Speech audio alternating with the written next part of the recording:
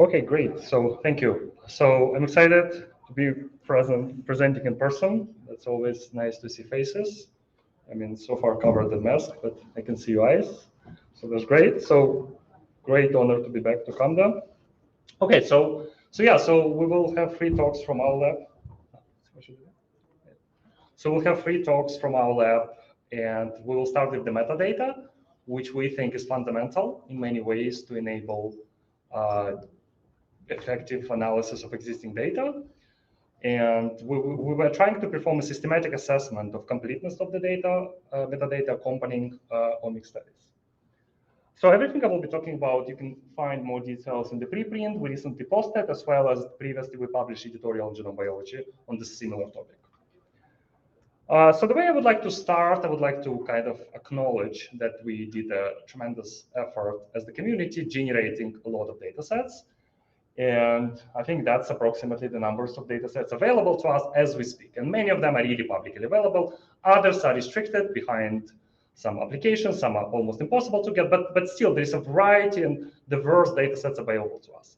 So I think we have paid a lot of attention to that. And even like if you think about journal policy of the journals, we have evolved quite a bit from loosely requiring the data to be available to the quite stringent settings where you really need to share the data, otherwise you cannot publish.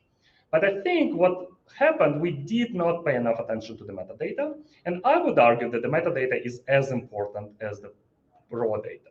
So if you think about the study of any disease, let's say sepsis, and you would like to study the mortality, and you have identified the beautiful data sets being publicly available, however, unfortunately, let's say they don't share the survival.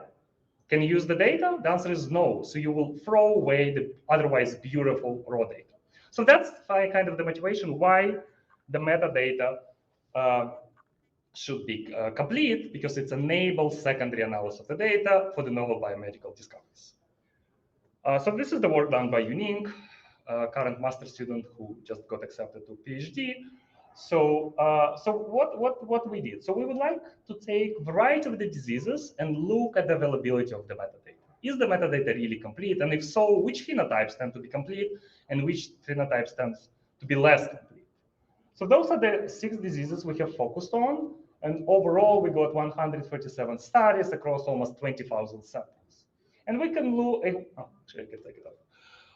So we have looked at 9 clinical phenotypes, including disease condition, age, biological sex, organism, tissues type, and others. So far, if you think about where you can share the metadata, there are 2 fundamental ways to share the metadata. I think one is superior and another inferior. So the superior way to share the metadata would be to upload the metadata of the public repositories together with the omics data, right? To upload that in a correct format so that you can apply code-based tools and scripts to get the data across multiple thousands of studies. Another way, I think more traditional one, is to describe the phenotype in the paper.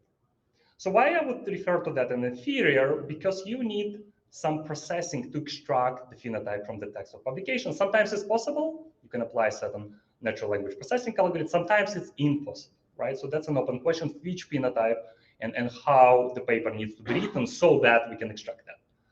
So far we said the one question we ask fundamentally, regardless where the data is shared, how much is shared? How much is available? So those are the numbers, right? So you can see that the phenotype availability varies quite a bit, right? If you think about the age, organism, disease condition, I think we're doing well.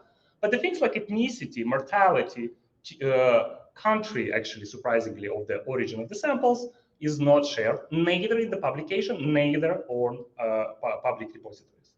So if you decompose that by the diseases, so that's the picture you see, that age, for example, is quite well shared, disease even better, but the country is sparsely shared across the diseases as well as the ethnicity.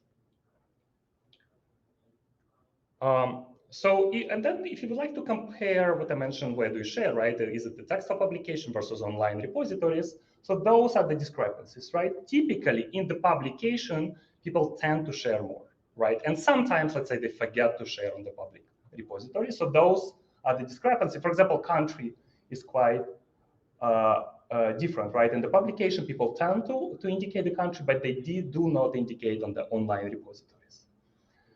if you would like to ask the question, was it any study we found to be perfect, right? The study which really shared every single phenotype. Yes, indeed, we got, if you look at the box plot on the right, so indeed we found several studies which do share every single possible phenotype in the publication.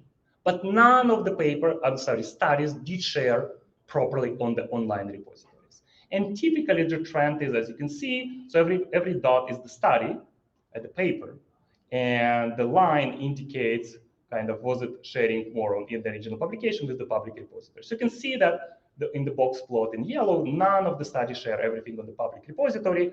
However, sometimes people do share less in the original publication than public repositories. So I think ultimately, if we would like to mind, which we would really like to, the online phenotypes, I think that the strategy should be combining both, right? Taking what is shared in online repositories and perhaps applying natural language processing to extract from the text of the publication.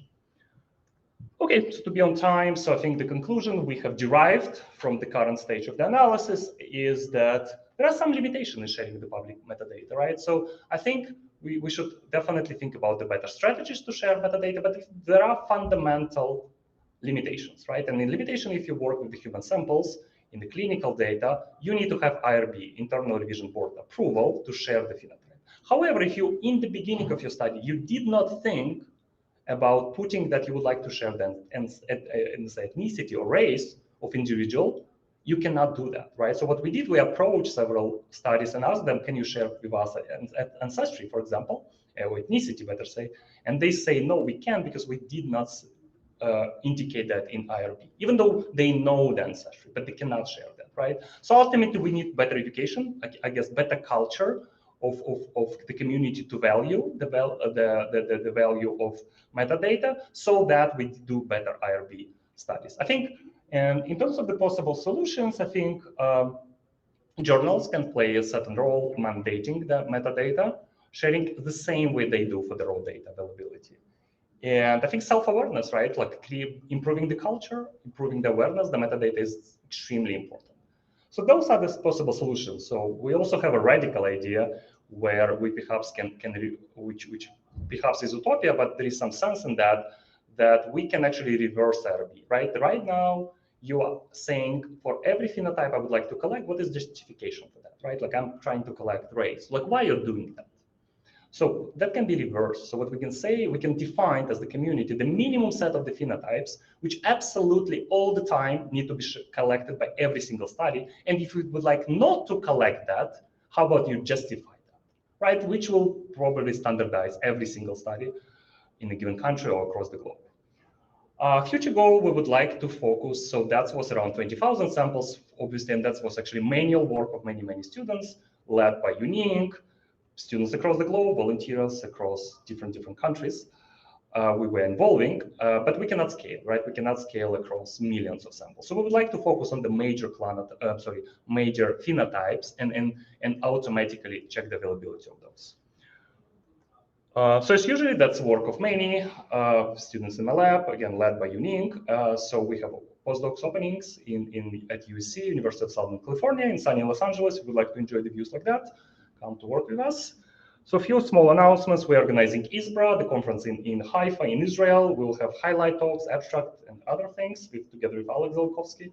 If you're interested to come to Israel, let me know. And I guess, so that's the latest statements I was doing, every single talk. So we dedicate our research to the freedom-loving people across the globe and the one in Ukraine who fight for our freedom. Thank you.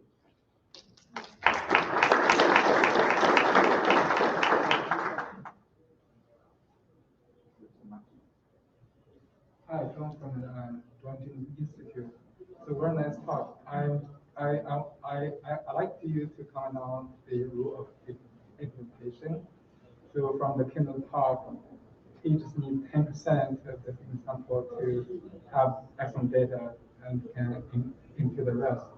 I wonder for metadata, can you do? Yeah. So when you do you mean impute? Do you mean to impute from the sequencing data, or do you mean to impute from the existing phenotype? From the raw data. Yeah. So I think this is the difference in genomics, right? Like even though you did not, let's say, share the biological sex, if you have decent sequencing data, you can actually do it by yourself. So I think sequencing, and to me, that's a really interesting direction of research. What type what phenotypes can be inferred from the sequencing data, right? Like if you think about RNA sequencing, do you really need to race an ethnicity? Maybe not. Maybe you can do a better job ancestry. So I think we can go we can verify using the sequencing data. I think we can verify what people collected, and I believe some phenotypes are erroneous. And I think somebody even found 3% of SRA will have wrong phenotypes in such a simple phenotype as the sex.